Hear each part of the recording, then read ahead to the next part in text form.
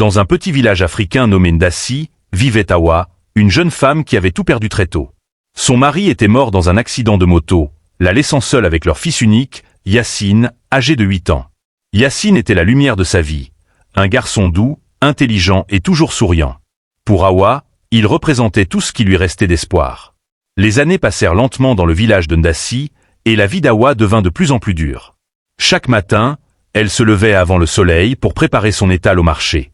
Elle vendait des fruits comme des mangues, des bananes et des oranges qu'elle cueillait elle-même dans les arbres autour du village. Mais sous le soleil brûlant qui tapait fort sur sa tête, les clients étaient rares. Parfois, elle passait toute la journée à attendre, à chasser les mouches qui tournaient autour de ses fruits, et elle rentrait le soir avec son panier encore plein. Ses mains étaient abîmées par le travail, ses pieds gonflés à force de rester debout. La pauvreté pesait sur elle comme un lourd fardeau. Les dettes s'accumulaient petit à petit. Elle devait de l'argent aux marchands de riz pour nourrir Yassine, et aux tailleurs pour réparer leurs vieux vêtements. Chaque mois, elle promettait de payer, mais l'argent manquait toujours. Yassine, avec ses grands yeux innocents, ne se plaignait jamais. Il mangeait ce qu'il y avait, même si c'était juste du manioc bouilli sans rien d'autre. Hawa le voyait grandir, mais elle avait peur qu'il ne puisse pas aller à l'école longtemps, car les frais étaient trop chers. Les voisins n'aidaient pas. Au contraire, ils se moquaient d'elle quand elle passait. Une vieille femme du quartier, Madame Fatou, disait souvent à voix haute « Regardez Hawa, elle court après le vent. Elle est née pauvre, elle mourra pauvre. » Ces mots blessaient Hawa comme des couteaux. Le soir, quand Yassine dormait, elle s'asseyait dehors sous les étoiles et pleurait en silence. Elle repensait à son mari, à leur vie d'avant, quand ils riaient ensemble. Maintenant, tout était gris. Elle se demandait comment survivre. La faim la réveillait la nuit, et elle imaginait un avenir meilleur, mais il semblait si loin. Pour gagner un peu plus, Hawa essayait d'autres petits jobs. Parfois, elle lavait le linge des familles riches du village, frottant les tissus sales dans la rivière jusqu'à ce que ses doigts saignent. Ou elle aidait à la ferme d'un voisin, portant des seaux d'eau lourds sur sa tête. Mais même ça ne suffisait pas, Yassine l'aidait comme il pouvait, ramassant des bâtons pour le feu ou gardant les poules. Il était si gentil, toujours souriant malgré tout. Hawa se sentait coupable de ne pas pouvoir lui offrir plus. Elle voulait qu'il ait des chaussures neuves, des livres pour l'école, et un vrai repas tous les jours. Les fêtes du village étaient les pires moments. Tout le monde dansait et mangeait, mais Hawa et Yassine restaient à l'écart, avec juste un peu de pain sec. Les enfants des autres portaient de beaux habits, et Yassine les regardait avec envie, sans rien dire. Hawa serrait les dents et se promettait de changer les choses. Mais comment? Le village était petit, les opportunités rares. Les hommes partaient en ville pour travailler, mais elle, une veuve avec un enfant, ne pouvait pas. La pauvreté l'étouffait, comme une corde autour du cou. Chaque jour, elle luttait pour ne pas abandonner, pour Yassine. Mais les mots des voisins hantaient ses nuits. Pauvre, toujours pauvre. Elle priait pour un miracle, pour que la vie tourne enfin en sa faveur. Un jour ordinaire au marché, alors qu'Hawa arrangeait ses fruits sous un arbre pour avoir un peu d'ombre, elle vit arriver une voiture qui soulevait la poussière rouge de la route. C'était Mariama, une vieille connaissance du village qui avait quitté Ndassi des années plus tôt. Mariama descendit de la voiture, vêtue d'une robe en tissu wax coloré, avec des bijoux en or qui brillaient au soleil. Ses chaussures étaient neuves et brillantes. Quelques semaines après la visite de Mariama, Hawa décida de franchir le pas. Son cœur battait fort quand Mariama vint la chercher un matin. Elles montèrent dans la voiture et roulèrent sur une route poussiéreuse vers une forêt dense en dehors du village. Hawa laissait Yassine chez une voisine, prétextant une course importante. La peur et l'excitation se mélangeaient en elle. Mariama conduisait en silence, jetant parfois un regard encourageant. Elles arrivèrent à une petite cabane cachée parmi les arbreaux. L'air était lourd, chargé d'odeurs d'herbes brûlées et d'encens. À l'intérieur, des fétiches pendaient au mur, des statuettes en bois sculpté, des crânes d'animaux, des bouteilles remplies de liquides étranges. Le marabout était assis sur un tapis usé, une barbe grise des longues couvrant son visage ridé. Ses yeux étaient perçants, comme s'il lisait dans l'âme. Il portait une tunique blanche tachée, et autour de lui, des bougies allumées projetaient des ombres dansantes.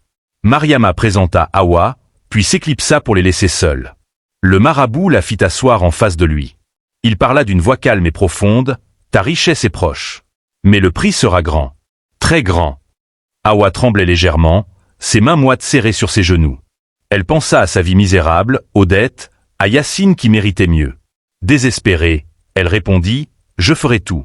Je veux sortir de cette misère. » Le marabout la fixa longuement, comme pour tester sa détermination. Puis il murmura « Le sacrifice doit venir de ton sang. » Ces mots glacèrent Hawa. Elle comprit vaguement ce qu'il voulait dire, mais refusa d'y penser trop. Le marabout expliqua le rituel. Il invoquerait les ancêtres avec des incantations anciennes, et en échange, il donnerait de l'or et de la fortune. Mais les esprits demandaient une vie pure, liée à elle par le sang. Hawa sentit un froid l'envahir, mais la vision de la richesse la retenait. Il lui montra des objets, un couteau rituel aiguisé, des herbes séchées, un bol pour recueillir le sang. C'est le marché du diable, dit-il, mais il tient ses promesses. Hawa posa des questions, la voix hésitante. Et après, je serai riche pour toujours? Le marabout hocha la tête. Oui, mais souviens-toi, le prix est éternel. Il lui raconta des histoires d'autres qui avaient réussi, comme Mariama, vivant maintenant dans le luxe. Hawa imaginait sa maison pleine d'argent, Yacine à l'école en ville, plus de faim. Mais au fond d'elle, une petite voix criait non. Elle ignora. Le désespoir était plus fort. Ils parlèrent longtemps. Le marabout dessina des symboles sur le sol avec de la poudre blanche, expliquant chaque étape. Hawa écoutait, fasciné et terrifié. À la fin, il lui donna un délai, revenir dans 1 semaine, prête au sacrifice. En sortant, Mariama l'attendait avec un sourire. Tu verras, c'est le début d'une nouvelle vie. Sur le chemin du retour, Hawa regardait les arbres défiler, le cœur en tourmente. Le marché était scellé, mais le diable attendait son dû. Cette nuit-là, après la rencontre avec le marabout, Hawa ne ferma pas l'œil. Elle était allongée sur sa natte usée, dans la petite hutte qu'elle partageait avec Yacine. La lune filtrait à travers les fissures du toit, illuminant le visage paisible de son fils qui dormait profondément, serrant son vieux ours en peluche tout abîmé. Cet ours était le seul jouet qu'il avait, un cadeau de son père avant l'accident. Hawa le regarda longtemps, écoutant sa respiration régulière, et des larmes silencieuses coulèrent sur ses joues. Les mots du marabout tournaient en boucle dans sa tête. Le sacrifice doit venir de ton sang. Elle savait ce que ça signifiait, mais son esprit refusait d'accepter. Comment pourrait-elle faire du mal à Yacine, son unique trésor? Il était si innocent, si aimant.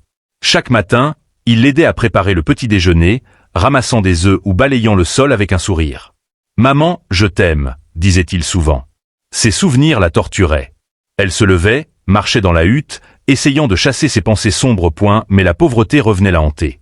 Elle repensait aux jours sans manger, aux dettes qui s'empilaient comme des montagnes.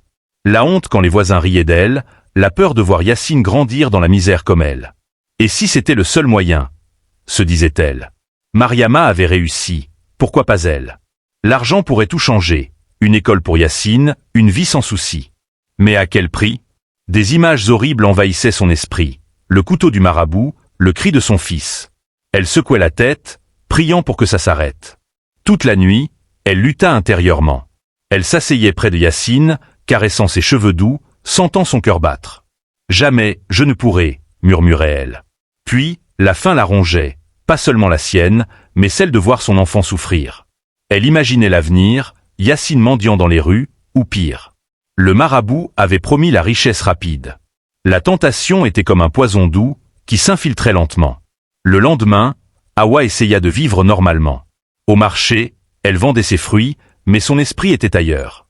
Yacine jouait près d'elle, riant avec d'autres enfants. Chaque rire la poignardait. Le soir, elle cuisinait un maigre repas, et Yacine mangeait avec appétit, la remerciant. Ses yeux innocents la faisaient fondre.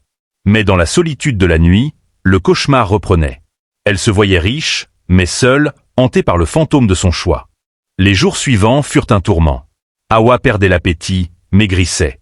Elle évitait Mariama, qui insistait « Pense à ton avenir ». Hawa priait à la mosquée, demandant pardon à Dieu, mais les doutes persistaient.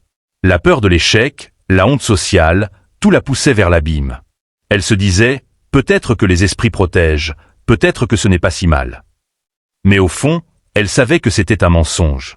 Le cauchemar intérieur la dévorait, morceau par morceau, la laissant épuisée et brisée. Un matin gris et lourd, Hawa se leva avec une détermination froide. Elle avait passé des nuits entières à lutter, mais le désespoir avait gagné. Elle prépara Yacine comme d'habitude, lui donnant un peu de pain et de thé. « Aujourd'hui, on va chercher du bois en forêt, mon chéri », dit-elle d'une voix qu'elle essayait de rendre joyeuse. Yacine, excité par l'aventure, sauta de joie.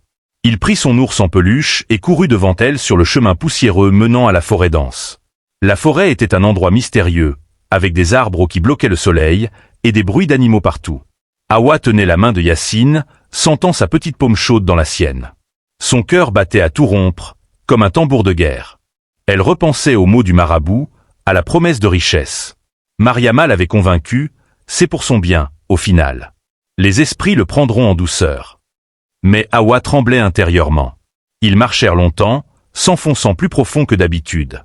Yacine ramassait des brindilles, chantonnant une chanson apprise à l'école. « Maman, regarde cette fleur », disait-il en riant. Chaque mot innocent la transperçait comme une flèche. Enfin, ils arrivèrent à une clairière cachée, où le marabout attendait. Il était assis près d'un autel improvisé, des bougies allumées malgré le jour, des herbes éparpillées, et le couteau rituel posé sur une pierre. L'air sentait l'encens fort, qui piquait les yeux. Yacine confuse. Le village de Ndassi apprit vite la disparition de Yacine. Hawa rentra en pleurant, criant que son fils s'était égaré en forêt pendant qu'il cherchait du bois. Les voisins accoururent, organisant des recherches. Des hommes avec des torchers fouillèrent les arbres toute la nuit, appelant son nom. Mais rien. Hawa jouait la mère inconsolable, se roulant par terre, hurlant son désespoir. Les femmes du village la consolèrent, lui apportant de la nourriture qu'elle ne touchait pas. Les jours suivants, le silence s'installa. Les recherches cessèrent, et on supposa que Yacine avait été pris par un animal ou perdu pour toujours. Hawa passait ses journées assise devant sa hutte, les yeux vides, pleurant sans arrêt. Les villageois murmuraient « Pauvre Hawa », après son mari, maintenant son fils. Le malheur la suit. Personne ne soupçonnait la vérité. Mariama vint en secret, lui glissant « Bientôt, la richesse viendra. Tiens bon ». Mais chaque soir, Hawa sentait un poids immense la tirer vers le sol, comme si la terre voulait l'avaler. Elle ne dormait plus. Les nuits étaient remplies de cauchemars horribles. Yacine lui apparaissait, couvert de sang, ses petits yeux tristes la fixant. « Maman, pourquoi ?» disait-il d'une voix douce et accusatrice. Elle se réveillait en sueur, criant dans le silence de la hutte vide. L'ours en peluche de Yacine traînait par terre, et elle le serrait contre elle, sentant encore son odeur. Le silence du village l'oppressait. Plus personne ne riait près d'elle. Les enfants évitaient sa maison, comme si elle portait la malchance.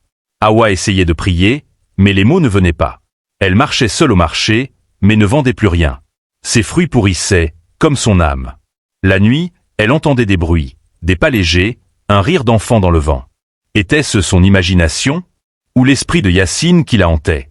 Les semaines passèrent dans ce silence pesant. Hawa maigrissait, ses cheveux devenaient gris prématurément.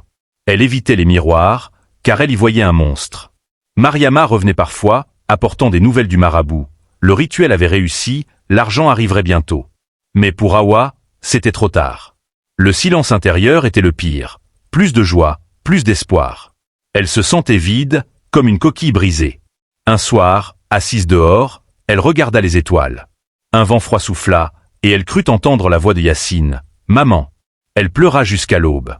Le village continuait sa vie, mais pour elle, tout était figé dans ce silence éternel, un tombeau pour son secret. 3 mois après le drame, la richesse arriva comme promis. Un matin, Hawa trouva des sacs remplis d'argent devant sa porte, comme par magie. Elle les compta, tremblante, assez pour une vie entière. Elle acheta d'abord une grande maison au centre du village, avec des murs en briques et un toit en tôle neuve. Puis des terrains autour de Ndassi, pour cultiver et revendre. Elle s'offrit des vêtements en soie, des bijoux en or, et même une voiture comme celle de Mariama. Les villageois étaient stupéfaits. Comment Hawa est-elle devenue riche si vite? Murmurait-il. Elle disait avoir hérité d'un parent lointain, et on la croyait, car l'argent efface les doutes. Elle engagea des serviteurs pour nettoyer, cuisiner. Plus de marché sous le soleil. Maintenant, elle commandait. Mariama la félicitait. Tu vois, les ancêtres tiennent parole. Hawa essayait de sourire, mais rien ne la rendait heureuse. Chaque fois qu'elle touchait l'argent, elle sentait un froid. La maison était grande, mais vide sans Yacine. Elle mangeait des plats riches, mais ils avaient un goût amer. Le soir, seule dans son lit confortable, elle entendait la voix de son fils dans le vent. « Tu m'as vendu, maman ». Les cauchemars continuaient, plus vifs. Yacine apparaissait, pleurant, tendant les mains vers elle. Elle se réveillait en hurlant, et les serviteurs accouraient, inquiets. La richesse apportait des amis faux. Des gens venaient lui demander de l'aide, la flattant. Elle donnait, espérant choses inutiles, des radios, des meubles. Mais partout, elle voyait des enfants comme Yacine, et son cœur se serrait. La nuit, sans repos, elle marchait dans sa maison, touchant les murs froids. L'argent était maudit, empoisonné par le sang. Les villageois commençaient à jaser. Cette richesse est trop soudaine. Peut-être des travaux occultes. Hawa les ignorait, mais la paranoïa grandissait. Elle barricadait les portes, craignant les esprits. Son cœur était lourd comme une pierre, battant lentement. Elle essayait de rire à des fêtes, mais la voix de Yacine coupait court. Vendue. La richesse maudite la consumait, la laissant riche en biens, pauvre en paix. Hawa commença à perdre la raison petit à petit. Au début, c'était subtil. Elle oubliait des choses, comme où elle avait mis ses clés. Puis, elle se mit à parler seule, murmurant des excuses à un Yacine invisible. « Pardon, mon fils », réveillant tout le monde. Elle se levait, allumait toutes les lumières, et se lavait les mains sans cesse sous l'eau, frottant jusqu'à ce que la peau rougisse. Comme si elle voulait effacer un sang invisible qui collait à elle. « Il part pas, hurlait-elle. Le jour, elle errait dans le village, les yeux hagards, ignorant les saluts. Les habitants murmuraient, « L'argent du sang ne dort jamais. Elle a vendu son âme. » Personne n'osait plus l'approcher. Les enfants fuyaient en la voyant, les femmes changeaient de chemin, Hawa se sentait isolée, comme une lépreuse. Elle voyait des ombres partout, la silhouette de Yacine dans les coins sombres, son rire dans le vent. Elle barricadait les fenêtres, mais les visions persistaient. Un jour, elle brisa tous les miroirs de la maison, car elle y voyait un monstre au lieu de son reflet. La folie s'aggravait. Elle refusait de manger, craignant que la nourriture soit empoisonnée par les esprits. Elle maigrissait, ses cheveux tombaient. Mariama essaya de l'aider, mais Hawa la chassa. « C'est ta faute. Tu m'as mené au diable. » Seule, elle dessinait le visage de Yacine sur les murs avec du charbon, des heures entières. Les serviteurs partirent un à un, effrayés.